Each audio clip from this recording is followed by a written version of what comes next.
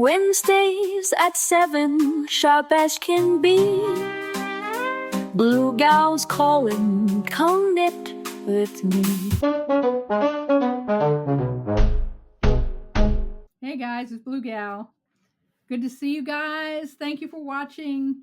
And I'm doing a little performance review from myself this year. I've been thinking about the year in knitting, and I started this podcast. We're now in episode 61, so it's been over a year. And this is me not doing it every week. So I wanted to talk a little bit about what worked and what didn't work in terms of knitting. I find this very helpful just in terms of reviewing what I've done and not going through every object in my Ravelry queue, but just talking a little bit about what worked and what didn't. And one of the things that did not work this year was trying to do this podcast every week. Fail, hashtag fail. So what I'm going to do next year, I have put on my calendar that I am going to do a podcast. I'm going to commit to doing a podcast about knitting every month. The last Wednesday of the month, I put it on my Google Calendar, and I'm going to do it. I'm also immediately breaking that schedule because I know that I want to do a New Year's resolution video. And particularly, I want to do the same video I did this year of what socks I want to knit this year and next year in 2026. And as soon as the grocery girls, which sometime in January, they will have their list of themes for month by month for socks, and that's what I follow. And I'm pretty sure they're not going to do for January Pantone's color of the year, which is white this year. Another fail. They didn't do Pantone's color of the year last year, which was kind of eyeshadow brown. And I'm glad they didn't do that one either because I don't have brown sock yarn, that kind of brown sock yarn anyway. But occasionally in the past they have done that. In January they've done the color of the year when it was a decent color. But I don't think white socks is something I want to knit this year. Anyway, when they get that list out, I'll be doing a planning video of what I plan to do each month, because I pull my sock yarn out of my stash, and that closet is stashed, this set of drawers is stashed, there's a shelf of yarn over there, a shelf of yarn over there, and there's bins of sweater quantity yarn in my clothes closet. So no yarn in the basement, though. I gotta say, I'm doing pretty well in keeping it limited to this area. But I want to go through my sock yarn and plan out the year in socks, and I'll do a video on that. That will be in addition to my end of the month podcast. And I just figure that by doing one at the end of the month, I'll at least have a pair of socks to show you, or at least, well underway to finishing the second sock. And one of the reasons I haven't podcasted frequently is I just don't have anything to show you guys. So I think this way I will at least have the socks and can show you what else I'm working on at that time. The other thing that didn't work this year, I thought it would and it didn't. I set up a Ravelry group for 2025 to be the year of UFOs, unfinished objects, finishing up or frogging those projects that were not working. And I did communicate on this podcast and in the Ravelry group that I felt that frogging a project and deciding you're not going to finish it and recovering the yarn as much as you can was just as much of a victory as finishing a project. And so going through your UFOs and really seeing what's there and what you want to make, I felt was valuable. And that still is. I still think that is important. But in terms of the Ravelry group, I had high hopes that this Ravelry group would turn into something. And I just spend my time on Blue Sky, in Knit Sky, and the Just Knitting channel. And that is so much easier and so much less pressure. And you can make friends and connect with people and follow people on Blue Sky, but you don't have to sort of be in a group where you're obligated to be there. Um, and then I think it's easier to just post a picture of what you're doing and put a yarn ball emoji in your post, and it automatically goes to just knitting and everybody sees it. So, uh, yeah, it just turned out to be more of a more than the mental bandwidth that I had. um, I do like Ravelry groups for if you're doing a knit along and everybody's knitting the same thing and you're sharing tips and you're sharing what yarn you're using. And if you're having any problems with the pattern and the designer is in that group, I think that's terrific. If you're looking for coupons for new patterns or patterns of a very specific type, I know there's an Ample Knitters group over there that shares patterns. Now, these days, many more patterns are in inclusive sizing, but this group of Ample Knitters showing patterns that went up to 72 or whatever bust line, that was really helpful. I joined that group and I followed along with patterns that they've expressed interest in knitting. And so I wish that had gone better, but it didn't, and I'm not going to do it again. I have also had a recent fail in that I cast on the really terrific Abolish Ice hat. This is by Ibn Sufi, 29 stitch wide chart with 2 stitches on either side of the lettering, and then it goes knit one of the dark and knit one of the light going all the way around. And I didn't want to do this vertical striping on my hat. So I was looking for something. What I really wanted to do was kind of a bread and roses thing where I would have flowers on my hat, or have flowers around the Abolish Ice chart.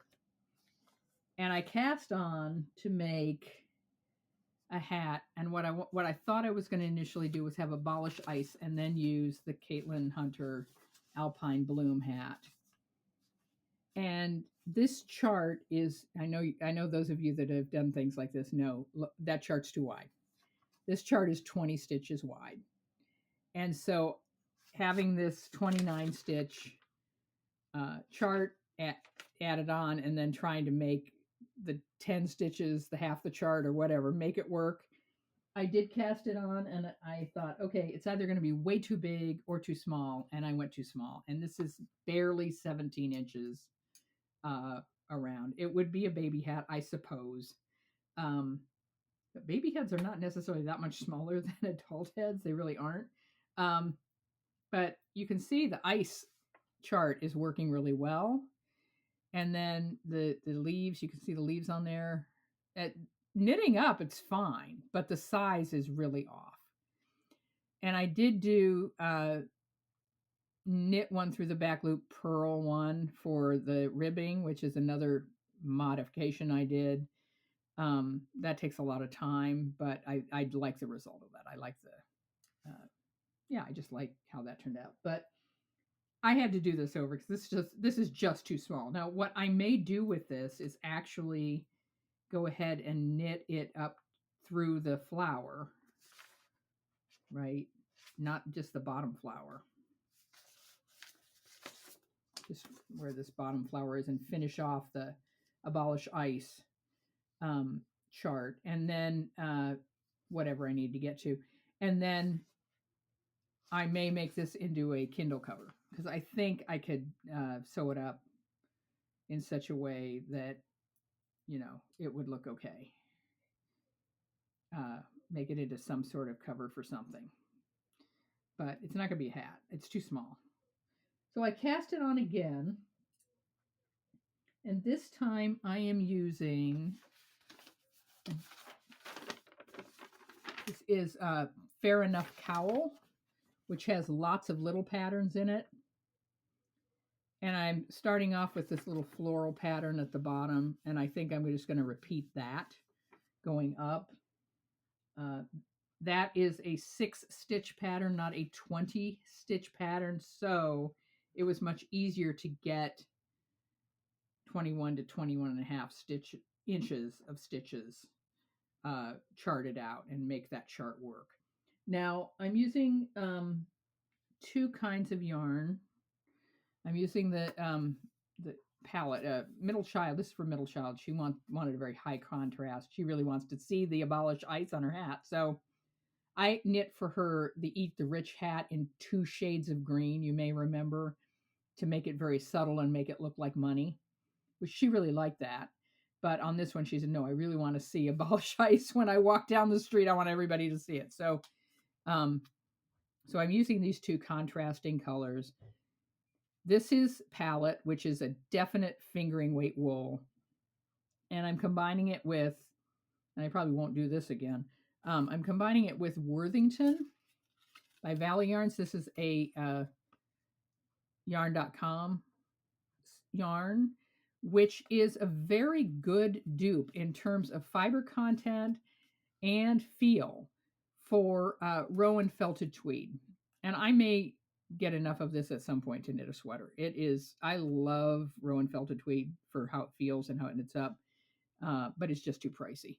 And this is the same. This is exactly the same fiber content. It's 50% wool, 25% alpaca, and 25% viscose. So it is the same fiber content as Rowan felted tweed. And I'm not going to say the colors are as designer as Rowan's, but for the bang for the buck, I think it's really good. Now, this can be knit up as a DK weight. It is heavier than the palette by a little bit, but you can also knit it up in fingering weight. It's doing fine on the size 2 needles. I am noticing though that the pattern, because it's such a finer weight of yarn for the color work, it's just fading into it a little bit, but that's okay. From now on, when I knit this hat again, because of course youngest child wants one too, I'm going to use 2 skeins of Worthington and just make it a little heavier hat. But the ice lettering really does pop up very nicely. I'll have more of this to show you next time. It's coasting right along now that I have switched to a shorter chart. And like I said, I love this one because it's just got all of these little options. So I'd like to knit this cowl too. It's got all these little options for 2, 4, or 6 stitch repeat. So you can have a lot of options in terms of charting something out where I really want to slap a 29 stitch. That's such an odd number, right? 29. It's a prime 29 stitch abolish ice words in the middle of the hat. So lesson learned, and I'm still gonna knit that alpine bloom hat. I might knit it out of Worthington because that's gorgeous. That's a gorgeous hat. All right. And then while I'm showing you knitting, I will show you current sock. This is the December sock. I finished the heel this morning. This is Scrappy. And in December, Grocery Girls does Scrappy socks. So get you a chance to use up some of your leftovers. This cuff is in company's gone out of business, sadly. Knitted Wit. Her minis were called Gumballs, and this is the gumball in pink. And then the colors, I love how these colors are going together. It's almost Christmassy. It's the darker maroon and blue and pink, dark pink and so forth is Monet's Garden. And I knit a pair of socks out of Monet's Garden this year for my friend in Boston who gets socks for her birthday every year from me. And then the green is knitted is the green knitted wet? No, I'm sorry, knitted wet. This is knitted wet. The Monet's Garden is knitted wet. The green is Frog in a Blender yarn from All the Colors, a company called All the Colors Yarn Company, and Frog in a Blender, really. But I knit a pair of socks. I think it was the May socks that I did Frog in a Blender and socks, solid and semi-solid, with some speckles in there. But it's actually a much brighter green than this. This looks kind of like pastel green in the camera, but it's actually kind of a lime green, and it's turning out great. I'm really enjoying this. I had to do a knit one purl one heel on these because I was afraid I was going to run out of yarn, and the eye of partridge eats up yarn so much. So and these are scrappy. I mean, I know youngest child will snatch them, but I wasn't trying to make a lasting a lasting garment out of this, but use this up and have some fun. And so I did knit one purl one for the heel. All right, so that's a success. So getting back to that was the first draft of that Abolish Ice Hat was a fail, but I'm okay with it because I persevered. And again, I recommend this Valley Yarns Worthington if you like Rowan felted tweed. This really is a good dupe.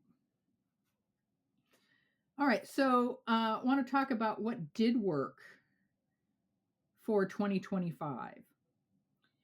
And one of the things that really worked for me was blocking out areas of the calendar for different types of knitting. In particular, using Lent, the 40 days of Lent to knit blankets. Now, I knit blankets primarily for charity. I sometimes knit blankets for family members or for myself, but mostly it's for charity. And I really loved this set aside of time to knit blankets. It allowed me to store one particular blanket that I have in progress. When Lent was over, I put it away. I put notes in it in the bag with where I am and what I need to do next. So when I take it out, and Lent is very early in 2026 this year, next coming year. It starts February 18th, I believe. So super early. Easter's going to be super early this year. And so I was able to store this blanket and say, okay, I know when I'm going to get back to it. It's not going into permanent hibernation. And I was able to store blanket patterns on Ravelry, and blanket yarns are in the bottom drawer right over here.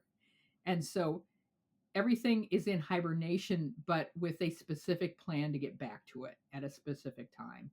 And it's a time in the church calendar that I'm very familiar with, and I mark out in my calendar when that's going to be. And I have blankets for Lent striped across my Google Calendar.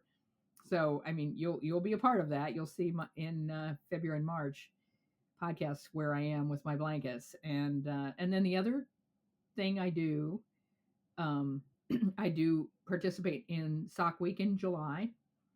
And then in the fall, particularly early to mid-fall, I do hats. And I will be doing, one thing that really worked for me this year was getting the kit for the first time ever for Shetland Wool Week and doing that hat. And I loved knitting that hat. I loved the process of it, the yarn, the color, the community, knowing that a lot of other people were knitting this hat, and it's a beautiful hat. So I'll be doing that again. That is my treat to myself. And just having sort of guidelines so that you don't have to think so much about what am I going to knit next. Like, okay, I know. Oh, look at this wonderful blanket pattern. I want to knit this. I'm going to go out and buy a bunch of yarn for it. Nope. Lent is time for blankets, and hats are in the fall, sock in the summer, and hats in the fall is for charity, but also for Christmas. And I really enjoy sort of just having that thought out for me in advance. And then the same way with the sock every month, it's the same thing. It so much of the work is done for me because there's a theme. I have the sock yarn that goes with the theme. I have a pattern that goes with the theme, and I just knit them. And so, and I enjoy knitting socks, so it works out. Um, and that's the other thing that has worked for me again this year is socks. And I in July of this year I knit 3 pair of socks in 1 month. I did the Grocery Girl sock. I did Nitty Natty's sock week and finished an entire sock in that week. And then one of those pair of socks was a gift for a friend of mine whose partner said, "Why don't I get a sock?" So I knit a 3rd pair of socks that month and finished them. And then I took September and October off. I wound up not knitting socks in September and October and went to hats, and that was fine. But yeah, I really have worked that sock a month thing is something that I just got into a habit of doing, and it is really working for me. The other thing that has worked in terms of social media that I've started is Second Sock Week. This is the one for May. I do when and I don't do this every month, but particularly when I know that it's time to finish the socks for the month and I haven't done it. I'm into the second half of the month and haven't done it. I am posting to Blue Sky, "Hey everybody, it's Second Sock Week for that last week of the month." And I'm putting up a graphic, an AI graphic or whatever, a picture of my first sock or whatever. Say Second Sock Week, hashtag Second Sock Week. And that has worked. That has gotten people excited. People have replied, said, "Yes, I'll do it. I'm already have my second sock cast on. Let's make it a deadline. Let's finish it by the end of the month." And of course, that's required for the Grocery Girls if you want to win prizes as part of their sock bash to finish a pair within a month. And they have to have their fingering weight, and they have to have a 5-inch leg. So there are guidelines. July are shorties because we want to give you a little time off, but the rest of the year it's 5-inch legs. So yeah, that I enjoy doing that, like I said, and this has worked. Second Sock Week, people have been excited about that on Blue Sky. I am at bluegal.bsky.social on Blue Sky. Feel free to follow me, and there's a link below to my Blue Sky. Blue Sky is for knitters, by the way. All right. Another thing that has worked for me this year is stash management and giving a chunk of my stash away.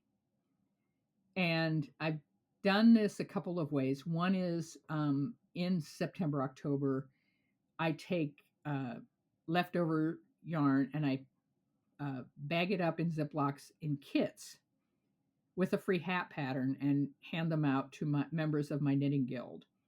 And we do a group project. This is really the only charity. We try to keep something going.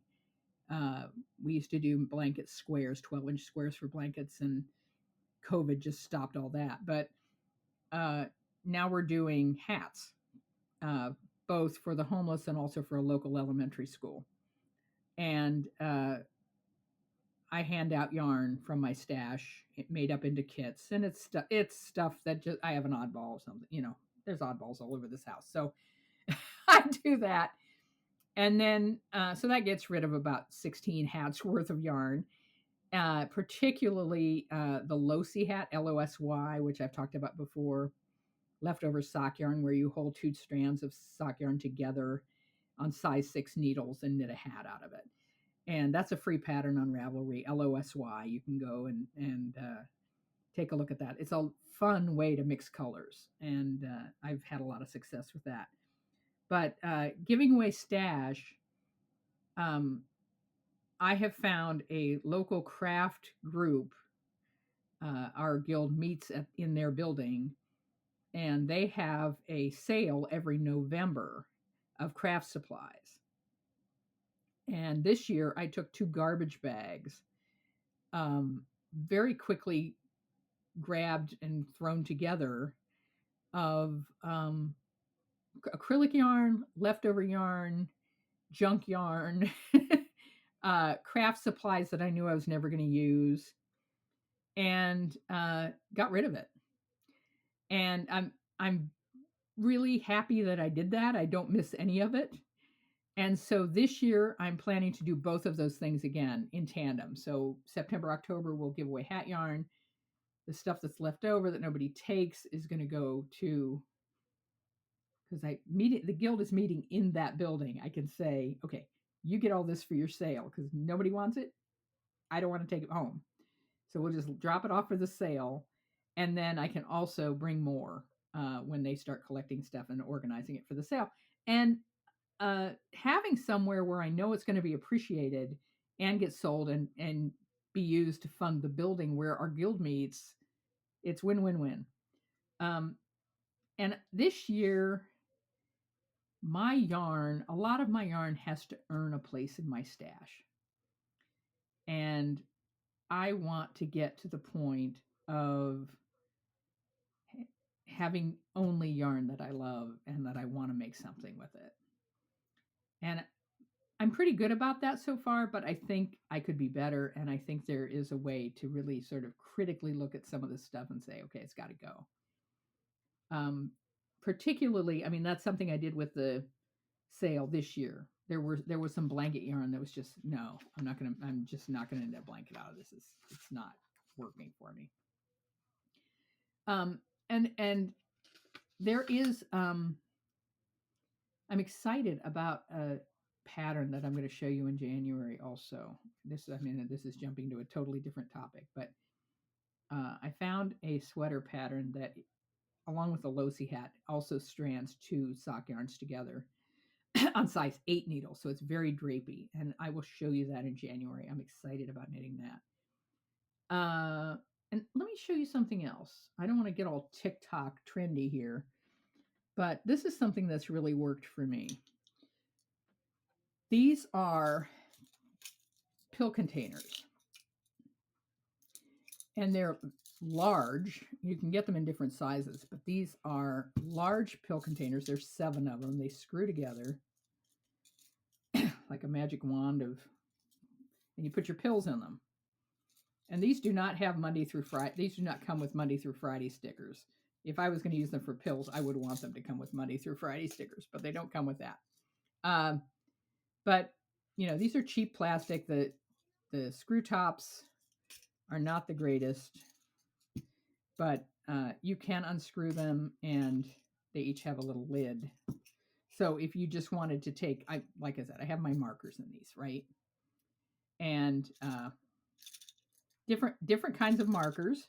I use a lot of markers in my knitting of different varieties. I use these a lot. These are the multicolored metal ones, and I pull out all the same color for one variety of knitting. And then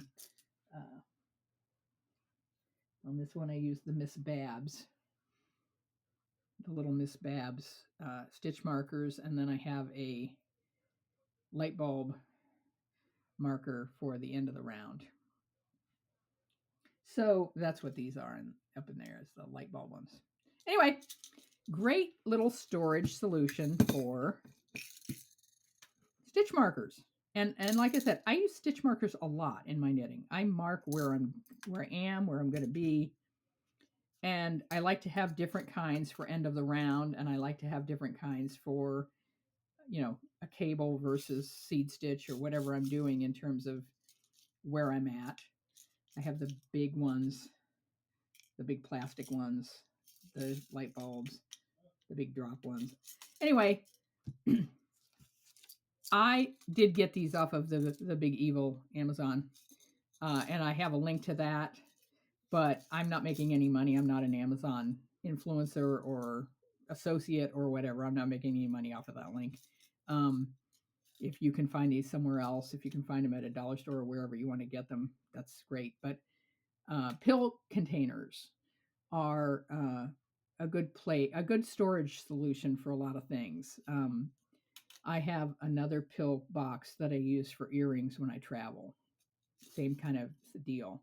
And they make these in different, this is the largest size for each container.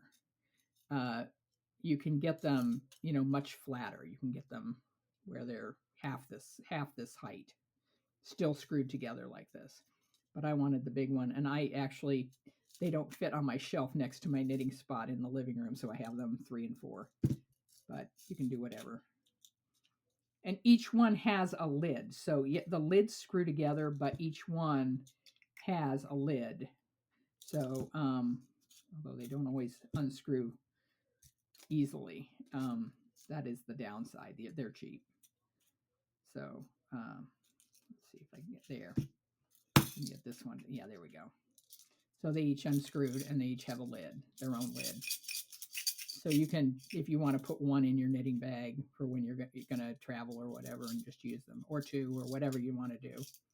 You don't have to take them all with you. So that's nice. But yeah, to me, this was a big solution for 2025, finding these, because I now have all of my stitch markers in a container and can find them, and they're sitting by my knitting spot, and like, oh, I'm making a hat, I need 14 markers, whatever, I can immediately find them and immediately go get them. The other thing that I showed you last time, but I finally got the candle. This is a little Christmas gift, for an impersonal Christmas gift, but I knit a washcloth, dishcloth, whatever, lavender soap, lavender candle, little candies, and this is one of the, candle holders from the big candle store. When the big candles go on sale for 2 for $5 or 3 for whatever they are, and everybody runs out at 4 in the morning and waits in line to get candles. I don't do that, but I get these big candles as gifts from my kids often at Mother's Day, because they're on sale and they want to go get one.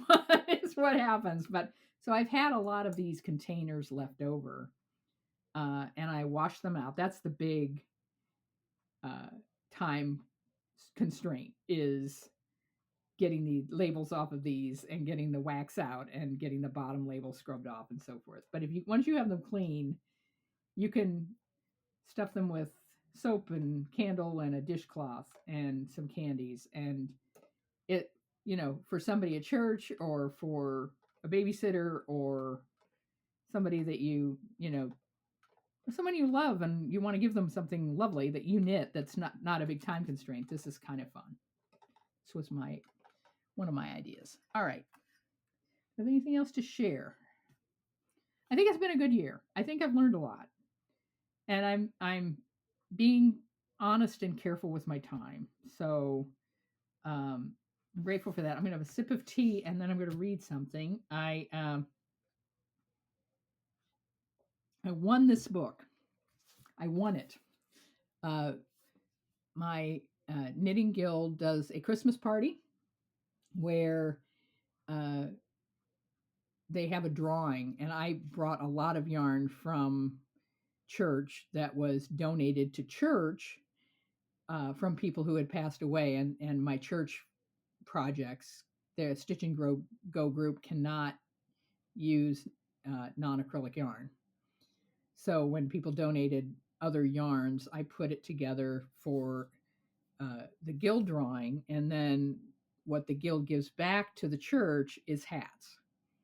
So it's a very nice trade, and I think we are donating over 24 hats this year. So people really did step up, but there's about 16 members to the guild, and people really did step up and knit some hats for charity. And like I said, they'll go to homeless ministry, and also to a local elementary school. So that's a lot of fun.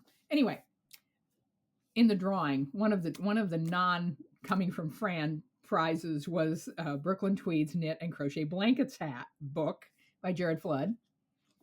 And I did want to encourage you, if you, like me, have hit a reading wall from time to time, and it has happened to me a couple times this year, which I just don't feel like reading, and I really love reading and want to read. Pick up one of your knitting books. Pick up a stack of knitting books and go through and just read the introduction. You will be surprised at how, thank you, Bosco, you will be surprised at how meaningful some of this, of what the authors of these books say about knitting. And so I'm going to read to you from Jared Flood's Brooklyn Tweeds Knit and Crochet Blankets. Let me start by showing you one of the blankets that he did, because this is what he's talking about in the introduction. This is his mother's quilt, right here, the blue and white, and this is the log cabin blanket that he knit in honor of her quilt. So textiles in the family, big time. Lovely, lovely. The quilt that started it all is that chapter. The quilt that started it all. Okay.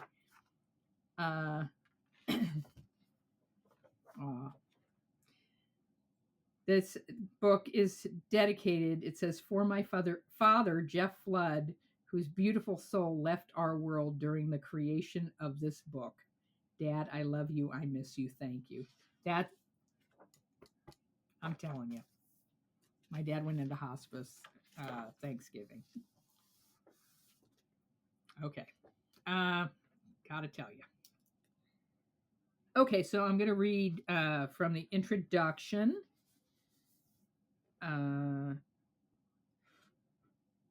Most of my earliest memories of childhood contain a backdrop of handmade textiles.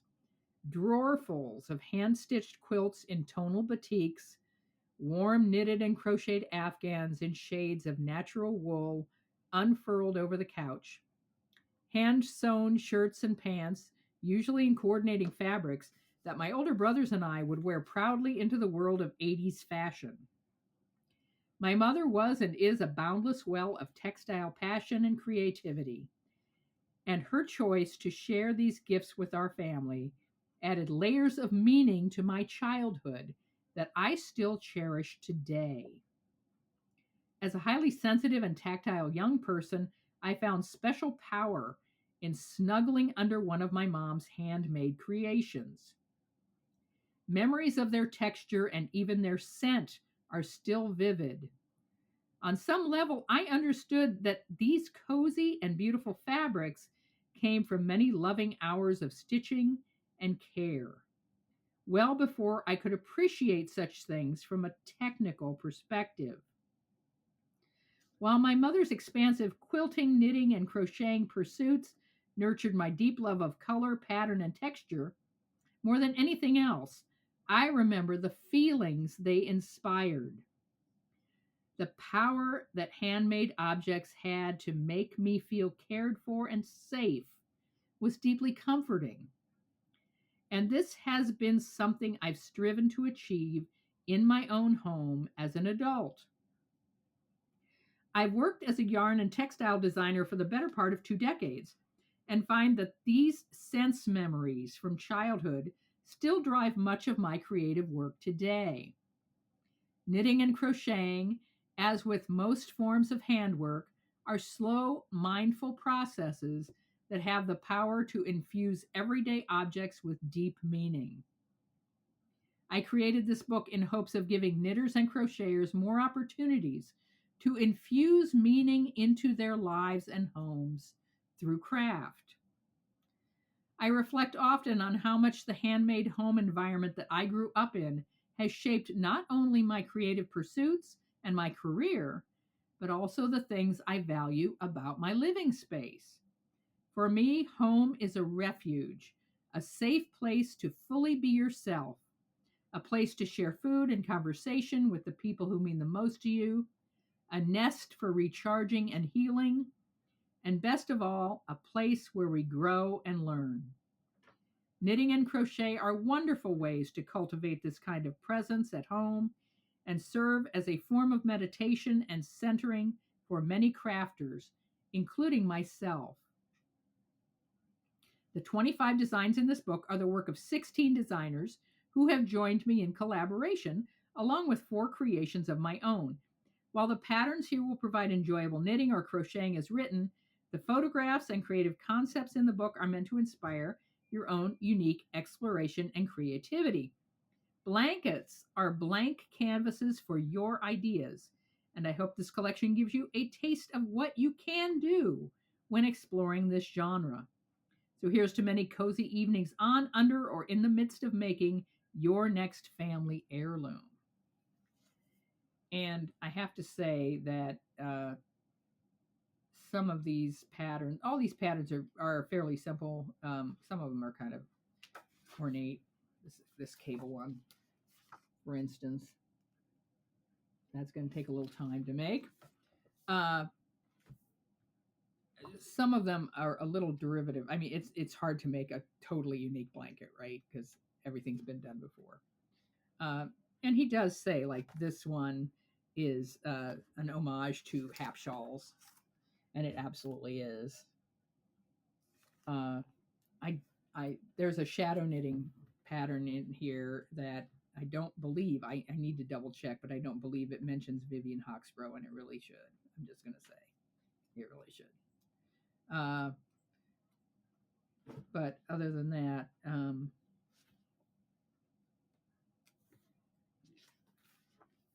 I don't think she does. No, I don't think it mentions it. But anyway, I won this book, and I'm sure I will be using it. And I encourage you, go to your knitting library and read some introductions, because they really do speak to you. They're about knitting, and so you're reading about knitting, and it's a page and a half or a page, and it means something. It what they have to say about knitting. Usually, sometimes they say something really important and touching about the art and the craft that we all love. So I probably won't be podcasting before the holidays. So happy New Year and happy holidays to whatever you celebrate, and happy Zapadan. And if you don't know about Zapadan, Google that, because Zapadan is a thing, and you can expect miracles during Zapadan. And keep to knitting. I hope if you're doing a lot of holiday knitting, I hope it all goes well for you, and you don't have a hat disaster like I had. And I will see you next time. And blessings on you. Thanks. Bye-bye. On Wednesdays at 7, sharp as can be, blue gals calling, come knit with me.